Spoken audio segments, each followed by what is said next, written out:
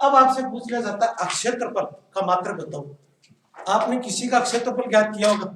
छोटा सा सूत्र लेता हूं, आयत, आयत का ये डायग्राम, आयत का आपने क्षेत्रफल ज्ञात किया था तो क्या था, लंबाई गुणा चौड़ाई।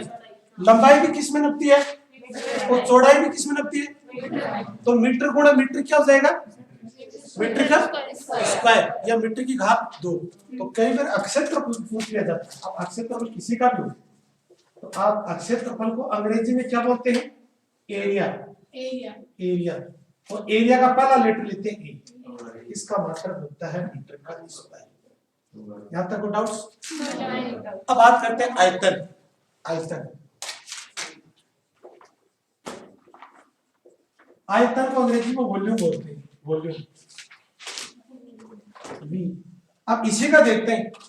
आयतन का मतलब ये होती है जो वस्तु जितना स्थान घेरती है उसको आयतन कहते हैं, आयतन यूज करते हैं। अब आयतन ज्ञात करते हैं, जैसे आयतन किसी का सूत्र ज्ञात करते हैं तो क्या होता है, लंबाई गुणा चौड़ाई गुणा ऊंचाई। तीनों के तीनों मात्रा किसमें होंगे, तो तीनों की तीनों मात्रा को आपस में गुणा करोगे तो मीटर की घात कितनी आ जाएगी, 3। तो आयतन में क्या हो जाता है, मीटर की घात 3 आ जाती है। परीक्षा में सवाल आ जाता है कि आयतन का एसआई मात्रक बताओ, तो आपको बताना होगा मीटर की घात क्यूब या मीटर की घात 3। तो घात हमेशा जुड़ती है, गुणा नहीं होती। आगे देखिए, ऊर्जा, बल, बल का नाम सुना, बल का संकेत होता फोर्स, एफ से व्यक्त करते हैं, F O R C. Force का पहला लेटर होता है एफ।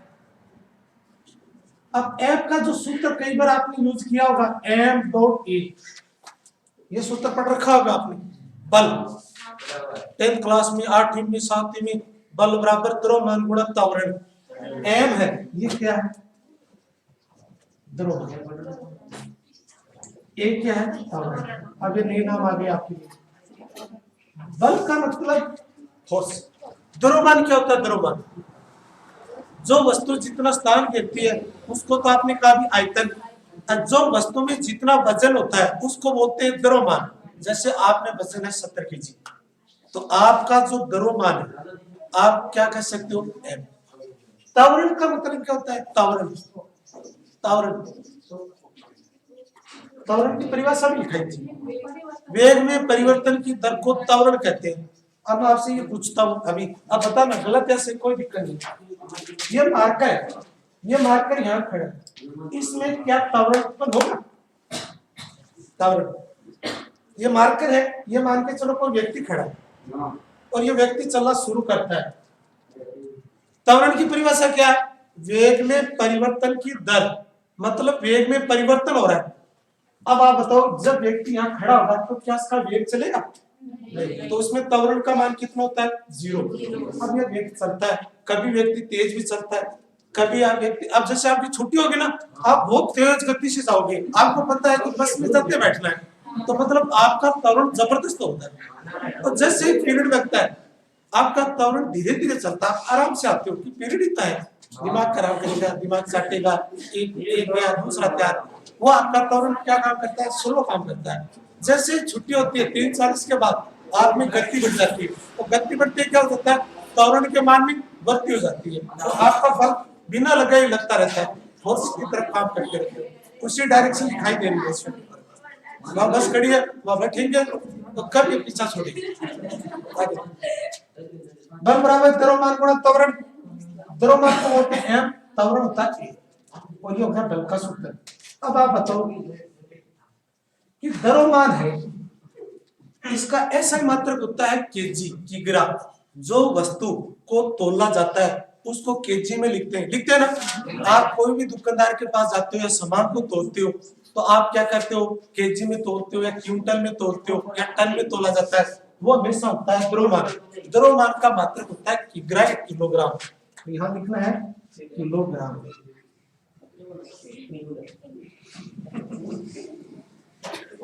त्वरण का मात्रक क्या होता है, त्वरण, त्वरण का सूत्र होता है A बराबर V अपॉन T। अब नए नाम आ गए, V है वेग और T है समय। अब आप देखो घड़ी, देखो एक छोटी सी घड़ी है, यहाँ 12 बज गए, यहाँ कितने बजाए, यहाँ और यहाँ और ये सेंटर पॉइंट। अब 1 2 4 ये टाइम है ना आपका, ध्यान से देखना।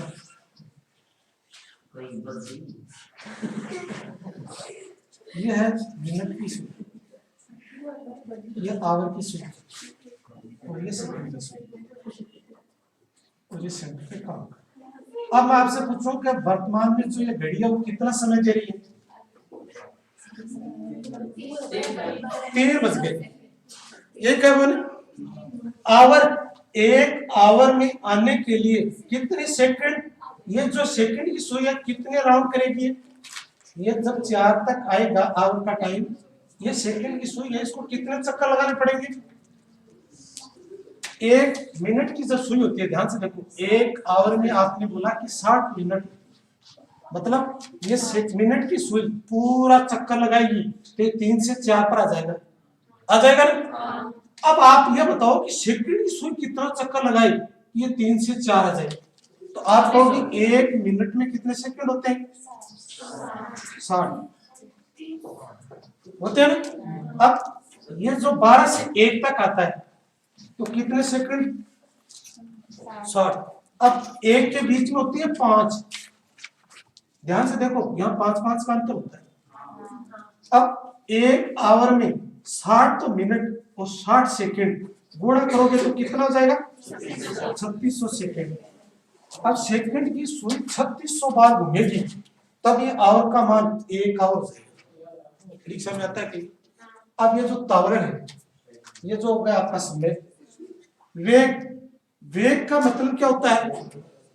अभी सूत्र लिखा था कल मैंने आपको, क्या था? विस्थापन बटा समय, और ये एक समय और आ गया तो ये क्या जाएगा? विस्थापन बटा समय का स्क्वायर। विस्थापन किस में नपता है? मीटर में। और समय किस में नपता है? सेकंड, सेकंड का।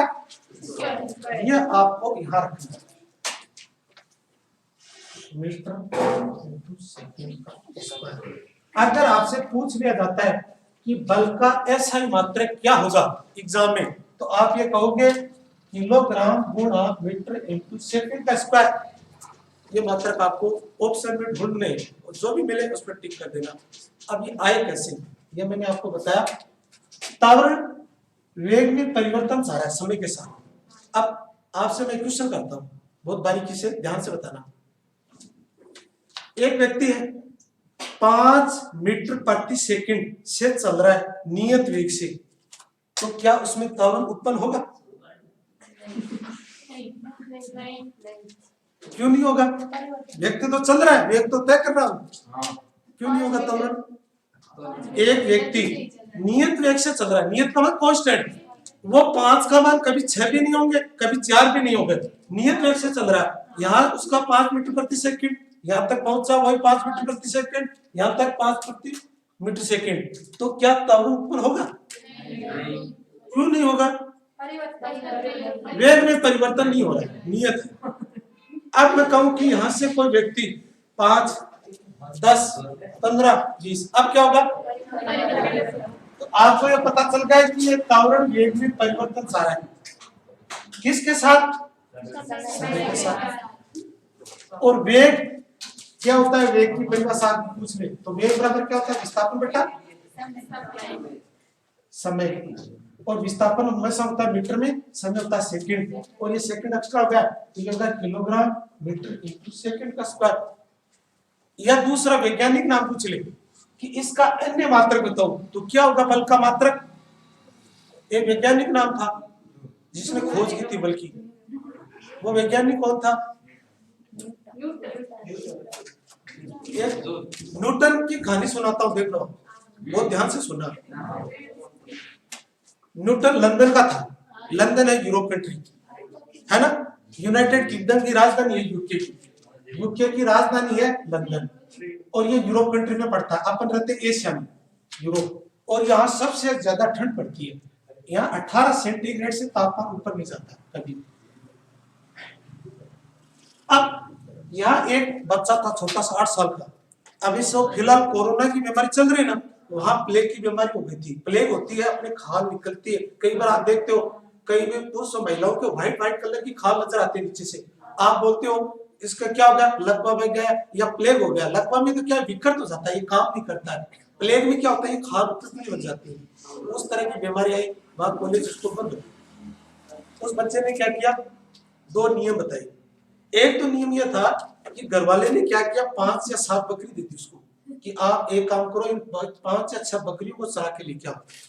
तो न्यूटन के पास इतनी बड़ी स्टिक थी, छड़ी थी, वो छड़ी के नीचे एक, आप कई बार देखते हो लकड़ी के नीचे लोहे का गोलाकार लगाते हैं कि वो लकड़ी टूटे ना किसी पीटने से।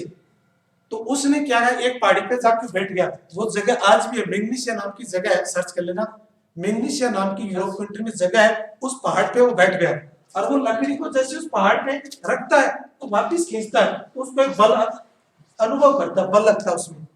वो आसपास के जैसे लोग खेत में काम करते हैं, आप देखते हो खेत में काम करते हुए लोग आते हैं, उनको सबको बुला लिया कि आप देखो ये जो लकड़ी की छड़ है, ये जैसे पत्थर पे टच करते हैं तो इसको खींचने में एक्स्ट्रा बल की आवश्यकता है। लोगों के पास अलग अलग विचार थे, लोगों ने बोला ये जादू है, जादू है। वो पत्थर को पूजना शुरू कर दिए। न्यूटन को वहां तक भी संतुष्टि नहीं होती कि कोई ना कोई तो बल लग रहा है, जादू नहीं है, मैजिक नहीं है, इस पत्थर के अंदर कोई ऐसी कोई ताकत है जो इस लकड़ी को अपनी ओर आकर्षित कर रहा है। बा उसने सूखी लकड़ी लेके जाके देखी, सूखी लकड़ी नीचे चिपक रही है, लोहे की चीज देखी, लोहे की चीज चिपक रही है। उसने बाद में नियम दिया, गुरुत्वाकर्षण का नियम, जो आप देखते हो ना, न्यूटन बैठा है सेब से, एक पेड़ से सेब गिर रहा है और वो गुरुत्वाकर्षण का बल बता रहा है, तो उसने नियम दिया था न्यूटन गति का गुरुत्वाकर्षण का नियम। तो वो जो नियम है वो यही लागू होता है, और ये खोज करने वाला वैज्ञानिक वो भी एक न्यूटन था। एंड देखो अपने पास तो इतनी कैपेसिटी नहीं है कि मनीषा है, मंजू है, संजू है, विकास है, धर्मेंद्र है, ये अपनी कोई खोज नहीं की, तो अपना कोई संकेत नहीं आता है। न्यूटन ने क्या एक बड़ी खोज की थी, बल्कि तो उसके नाम से एक सेंटेंस आता है एन। ये नाम एन न्यूटन को व्यक्त करता है। वैज्ञानिक था, उन्होंने अपना एक नाम रख दिया कि मेरा जो नाम है वो आज भी लोग सुने। ये कम से कम कई हजार सालों की बात है, आज भी न्यूटन को याद करते हैं। जैसे फिजिक्स में हम तो विशेष तौर से करते हैं, साइंस वाले इसकी पूजा पाठ करते हैं। इसकी पूजा पाठ करने का मतलब हमारा काम चलता रहता है। जैसे अपन पूजा पाठ करते हैं ना सुबह सुबह, वैसे हम पूजा पाठ कर लेते हैं ना, हमारा काम चल जाता है, हमारा बैंक बैलेंस अच्छा रहता है, दिक्कत नहीं होती। अब है आपको उत्तर। तो ये न्यूटन ने खोज की थी बल की। तो यहाँ मैं बारे में लिख देता हूँ, बल का मात्रक एक तो होता है किग्रा इंटू मीटर इंटू सेकंड पर स्क्वायर या न्यूटन, जिसको कैपिटल कैंसर ये आप लिखो। उसके बाद और समझाते हैं, ये लिखने की जरूरत नहीं है, ये आप लिखोगे, ये लिखने की कोई जरूरत नहीं है, थोड़ा समझा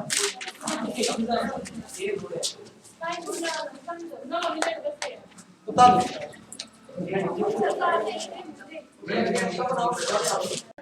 इसी सूत्र में थोड़ा सा मान ऐड करेंगे और आप इस तरह से चलते हुए आगे काम हो जाएगा।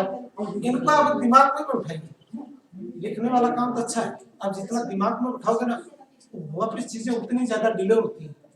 और आप कॉलेज के स्टूडेंट हो, आप बेहतर जानते हो समरी को याददाश्त करने का तरीका कैसे होता है, बैठाने का तरीका कैसे होता है, याद कैसे हो, यह भी एक साइंटिस्ट कार्य को अंग्रेजी में क्या लिखते हैं, वर्क का पहला लेटर करता है, जिसका सूत्र होता है F.S। F क्या है, F है बल और S है विस्थापन। अब आप कह रहे हो कि बल, अब बल के बारे में मैंने जानकारी देती आपको। अब आप बल का जो मान है वो यहाँ रख दीजिए कि ग्राम गुणा मीटर का सेकंड का स्क्वायर। विस्थापन किसमें लगता है, विस्थापन मीटर में, तो यहाँ मीटर से गुणा कर दीजिए, तो यह टोटल मान है वो क्या जाएगा,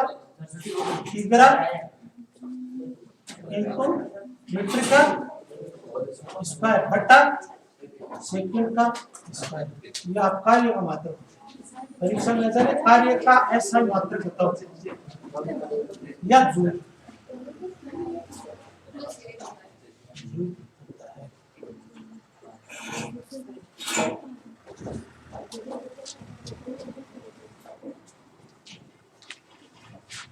अब आपने बल्क का मात्रक वहां से लिया है और यह विस्थापन का मात्रक metre, metre into metre, metre का स्क्वायर या मीटर की घात 2 सेकंड स्क्वायर या जूल होता है।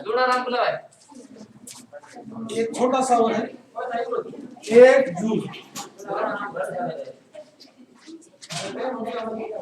कितने अर्ग होते हैं?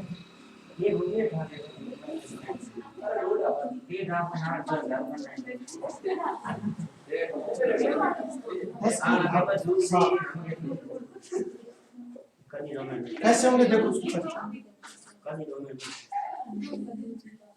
यहाँ जाएगा 1 न्यूटन, यहाँ जाएगा 1 मीटर, यहाँ जाएगा आपका कार्य। यह तो एमकेएस पद्धति में और सीजीएस पद्धति में बोलते हैं तो 10 की घात 5 डाइन 10 की घात 2 सेंटीमीटर, 10 की घात 5 10 की घात 7 डाइन या आर।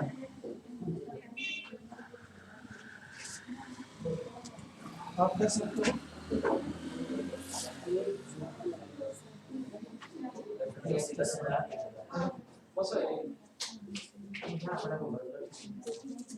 लास्ट टॉपिक है देखो समझा देते। ये आपने सूत्र यूज किया F.S यूज किया। F का मात्रक होता है न्यूटन और विस्थापन हमेशा किस में नपता है? मीटर में। 1 मीटर में कितनी सेंटीमीटर होती है? 100 होते हैं ना। तो 100 को आप 10 की घात 2 से भी लिखोगे तो भी क्या होगा? 100। देखो 100 तो 10 की घात 2 भी लिखोगे तो भी क्या होगा? 100। न्यूटन को जब डाइन में बदलते हैं सीजीएस पद्धति में तो ये होता है 10 की घात 5 डाइन। ये चैप्टर है 11th में 11th क्लास में। अब इसका डेरिवेशन कराऊंगा ना तो आप कहोगे रहने दो सर बड़ा डेरिवेशन है तो आपको डायरेक्ट मान बता देते हैं, वो भी करवा देंगे डेरिवेशन, कोई दिक्कत नहीं। 10 की घात 5 और 10 की घात 2 को जोड़ोगे कितनी आ जाएगी? 7। तो डाइन सेंटीमीटर या अर्ग आप बोल सकते हो 1 जूल में 10 की घात 7 अर्ग होते हैं। ये परीक्षा में पूछा जाता है और जब टाइप में लिखा होता है 1 जूल को कितने अर्ग होते हैं ऑप्शन आपसे